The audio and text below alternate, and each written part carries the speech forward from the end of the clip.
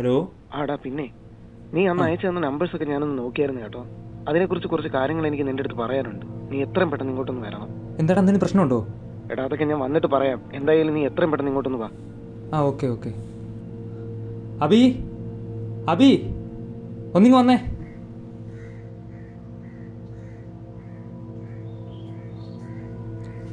എന്ത് കാര്യം? നീ റെഡി ആയിക്കേ, നമുക്കൊരു സ്ഥലം വരെ പോകണം. എങ്ങോട്ട്? അതൊക്കെ പറയാം. നീ ഡ്രസ്സ് മാറിയിട്ട് വാ.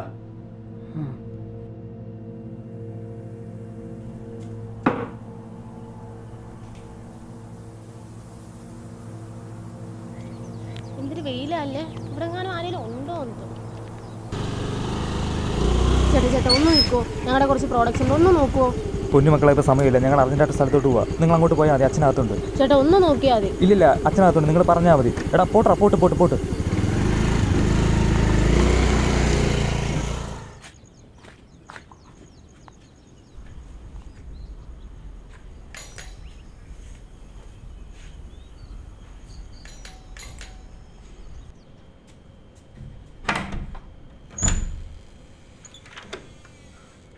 അച്ഛാ, ഞങ്ങൾ കുറച്ച് പ്രൊഡക്ട്സ് പരിചയപ്പെടുത്താൻ വേണ്ടി വന്നതാ. വേണ്ട, ഇവിടെ ആവശ്യമില്ല. അച്ഛൻ ഒരു 5 മിനിറ്റ് മതി. ഈ പ്രോഡക്ട്സ് നോക്കിയാൽ മതി. ഇല്ല, ഒന്നാമത്തെ കാര്യം ഇവിടെ ആരുമില്ല. നിങ്ങൾ പറയുന്നേക്ക് ആവശ്യമില്ല, പോ. എടി, നിനക്ക് വാഷ്റൂം യൂസ് ചെയ്യണമെന്നല്ലേ പറഞ്ഞേ? അച്ഛനോടൊന്ന് ചോദിച്ചു നോക്കിയാലോ? അച്ഛാ, ഇവിടുത്തെ വാഷ്റൂം ഒന്ന് യൂസ് ചെയ്തോട്ടെ.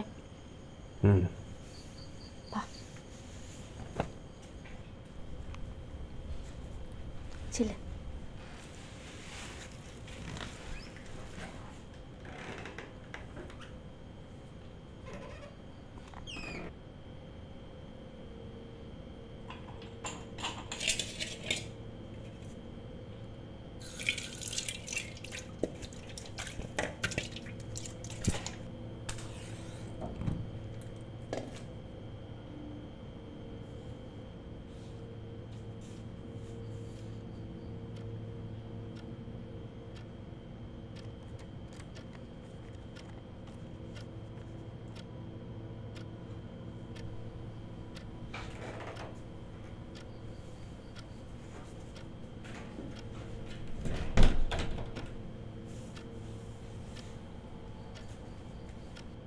നമുക്ക് പോവാം.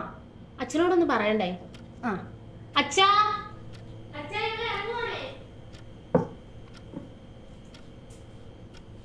നിൽക്കുമോളെ, ചായക്കുള്ള വെള്ളം വെച്ചിട്ടുണ്ട്, അത് കുടിച്ചിട്ട് പാ. അയ്യോ അച്ഛാ, അത് വേണ്ടായിരുന്നു. നിങ്ങൾ ഏതായാലും വന്നേല്ലേ, ഇരിക്കേ. 5 മിനിറ്റ് ഞാൻ ഇപ്പോൾ വരാം. അത് വേണ്ടായിരുന്നു. നിക്കടി, നമുക്ക് ഇങ്ങനെ കൊണ്ട് കുറച്ച് പ്രോഡക്ട്സ് വാങ്ങിപ്പിക്കാം.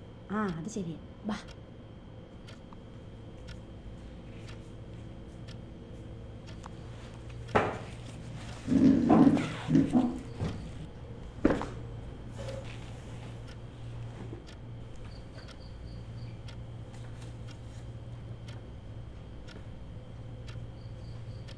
അച്ഛനുണ്ട് ആമ്പിള്ളാരല്ലേ, ഞങ്ങൾ വരുന്ന വഴിക്ക് കണ്ടായിരുന്നു. അവരാ പറഞ്ഞ അച്ഛൻ ഇവിടെ കാണുമെന്ന്. ഓ, അമ്മ എവിടില്ലേ? ഉണ്ടായിരുന്നു, 6 മാസം മുമ്പേ പോയി. അയ്യോ, എന്ത് പറ്റിയതാ? അസുഖമായിരുന്നു. ഓ, അപ്പൊ വീട്ടിലെ കാര്യങ്ങളൊക്കെയോ? മൂത്തവൻ പുറത്താ, ഇളയവൻ ഇവിടെ ഉണ്ട്, പിന്നെ ഞാനിവിടെ ഉണ്ടല്ലോ. അങ്ങനെയൊക്കെയും കാര്യങ്ങൾ പോകും. ഓ, അപ്പൊ വീട്ടിലെ കാര്യങ്ങളൊക്കെ മാനേജ് ചെയ്യാൻ പാടായിരിക്കും അല്ലേ? ഈ ചിന്താവന്മാർക്കൂടെ വേണ്ടേ? മൂത്തവന് വേണ്ടി കുറെ ആലോചനയൊക്കെ നോക്കി, ഒന്നും അങ്ങോട്ട് ശരിയാവുന്നില്ല. അപ്പോ ഇളയാൾക്കൂടെ ജോലി കിട്ടി പോയാ അച്ഛൻ ഒറ്റയ്ക്കായിരിക്കും അല്ലേ? അതിനൊറ്റയ്ക്കാവാൻ അവർ സമ്മതിക്കണ്ടേ? ഓ, അപ്പൊ മക്കൾക്കൊക്കെ അച്ഛനോട് ഭയങ്കര സ്നേഹമായിരിക്കും അല്ലേ?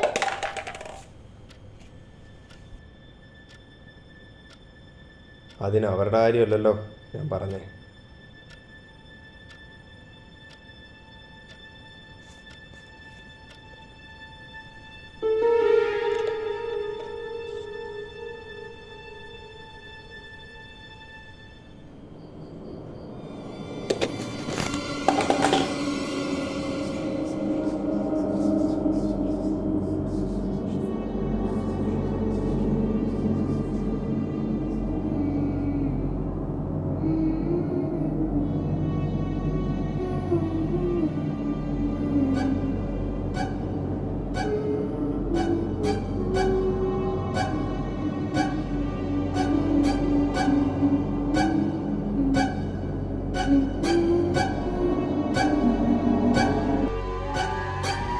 ആദ്യം നീ ഈ നമ്പറൊക്കെ തന്നപ്പോൾ ഞാനതത്ര കാര്യമാക്കിയില്ല.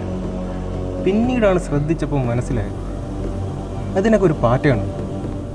കേൾക്കുമ്പോൾ ഭയങ്കര സ്ട്രേഞ്ച് ആയിട്ട് തോന്നാം, പക്ഷേ ഈ നമ്പേഴ്സ് എല്ലാം ഈവിൾസുമായി റിലേറ്റ് ചെയ്യുന്നുണ്ട്.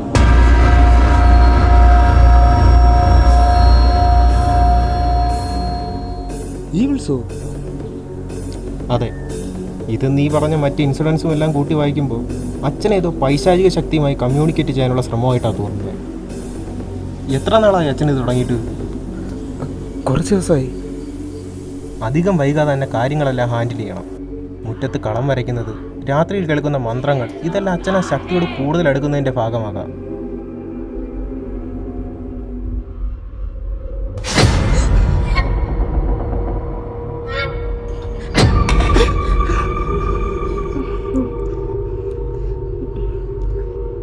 ഇരിക്കെ.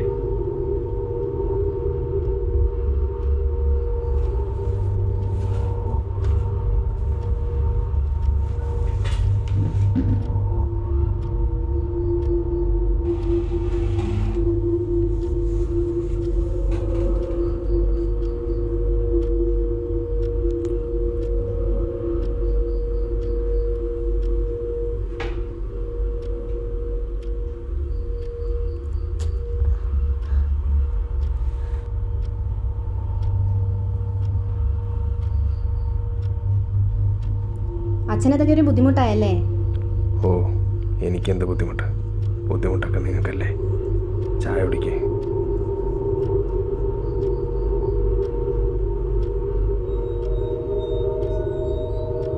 എന്താ? ഒന്നുമില്ല. ചായ കുടിക്കേ. ആ. മോളെന്തിനാ മുറി പോയത്? എന്താ? അല്ല, ആ മുറിയിലോട്ടൊക്കെ പോന്നാണ്ടല്ലോ. ഞാൻ ചുമ്മാ വീടൊക്കെ ഒന്ന് കാണാൻ പാടില്ലാത്ത കാര്യങ്ങൾ കാണാൻ ആഗ്രഹമുള്ള കൂട്ടത്തിലുള്ള ആളല്ലേ മോള്. പക്ഷേ ചില കാര്യങ്ങൾ കാണാതിരിക്കുന്നത് തന്നെ നല്ലത്. ഇനി കണ്ടുവന്നിരിക്കട്ടെ. അല്ല, നിങ്ങൾ എന്തൊക്കെയാ പറയുന്നേ? ആ, ഒന്നുമില്ല. ചായ കുടിക്കേ. കുടിക്കേ.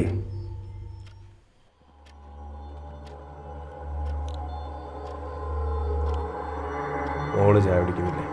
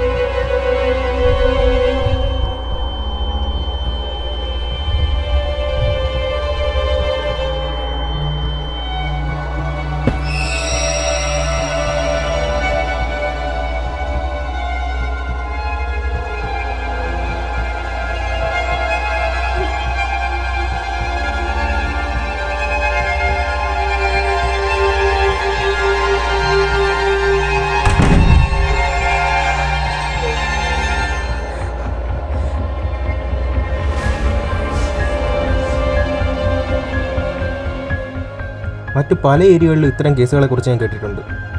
ഇതിൻ്റെ എല്ലാം അവസാനം വളരെ ഭയപ്പെടുത്തുന്ന തരത്തിലായിരുന്നു. അതുകൊണ്ട് കാര്യങ്ങളെല്ലാം കൈവിട്ട് പോകുന്നതിന് മുമ്പ് അച്ഛനെ ഇതിൽ നിന്നെല്ലാം പിന്തിരിപ്പിക്കണം.